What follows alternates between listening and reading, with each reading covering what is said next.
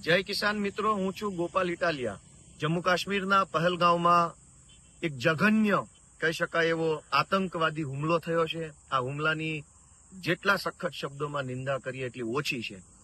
આવા આતંકવાદીઓને જે રીતે પણ નાશ કરવો પડે એ રીતે નાશ કરવા માટે સરકારે આગળ આવવું જોઈએ।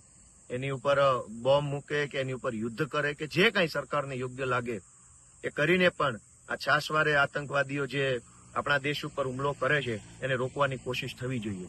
આજે આખા દેશભરમાંથી જે કંઈ પણ એ આતંકવાદી હુમલામાં મૃત્યુ પામ્યા હતા આપણા ભારત દેશના નાગરિકો, એમની અંતિમ યાત્રા હતી। સુરતમાં અંતિમ યાત્રા દરમિયાન મૃતક શૈલેષભાઈના પત્નીએ ખૂબ વેધક અને ખૂબ માર્મિક પ્રશ્ન પૂછ્યો છે। આજે બીજી કોઈ ટીકા ટિપ્પણીમાં ન પડતા એ શૈલેષભાઈના પત્નીના પ્રશ્નને સમજવો જોઈએ આપણે। એમણે એવી વાત કરી છે કે આ નિર્દોષ બાળકો જે છે એમના ભવિષ્યનું શું, એમને હવે કેવી રીતે એમને ભણતર મેળવવું, એમને ઉછેર કરવો, એમને એમનું સારું જીવન આપવા માટેનો જે આધાર હતો એમના પિતા શૈલેષભાઈ, એ આધાર ગુમાવ્યો છે। તો કેવી રીતે હવે એ જીવન જીવી શકશે, કેવી રીતે એમના પરિવારનું ગુજરાન ચલાવી શકશે? ત્યારે કરોડો પોલીસવાળા, આ તે બધા કમાન્ડોની ફોજ નેતાઓની સુરક્ષા માટે તો છે, પણ જનતાની સુરક્ષા માટે કોઈ નથી। આજે મારે એટલી જ લાગણી વ્યક્ત કરવી છે કે આ આતંકવાદી હુમલામાં જે લોકોનું નિધન થયું છે એમના પરિવારને ગુજરાતની સરકારે ઓછામાં ઓછા 1 કરોડ રૂપિયાની સહાય આપવી જોઈએ।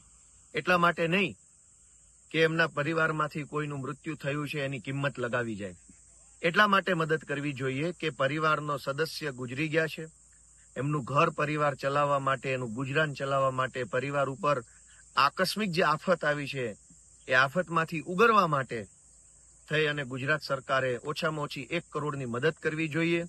શક્ય હોય તો જેના પરિવારમાં આતંકવાદી હુમલાથી માણસોનું મૃત્યુ થયું છે એમના પરિવારના કોઈ યોગ્યતા ધરાવતા, શૈક્ષણિક યોગ્યતા ધરાવતા વ્યક્તિને બને ત્યાં સુધી સરકારી નોકરી આપીને પણ એના પરિવારને એક ગુજરાન ચલાવી શકાય, પરિવારને એક સ્થિરતા આપી શકાય એવો પ્રયત્ન ગુજરાતની સરકારે કરવો જોઈએ। મૂંગા ઉભા રહેલા નેતાઓ એ કોઈ જવાબ આપવા માંગતા નથી।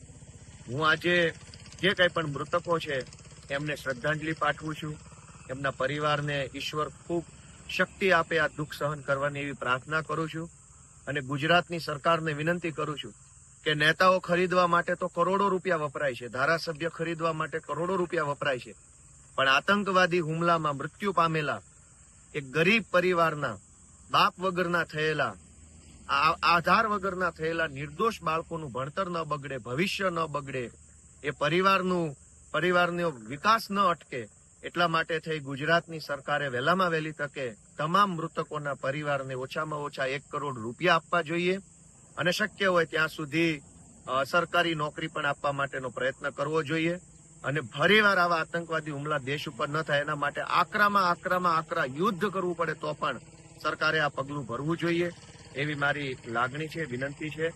જય હિન્દ।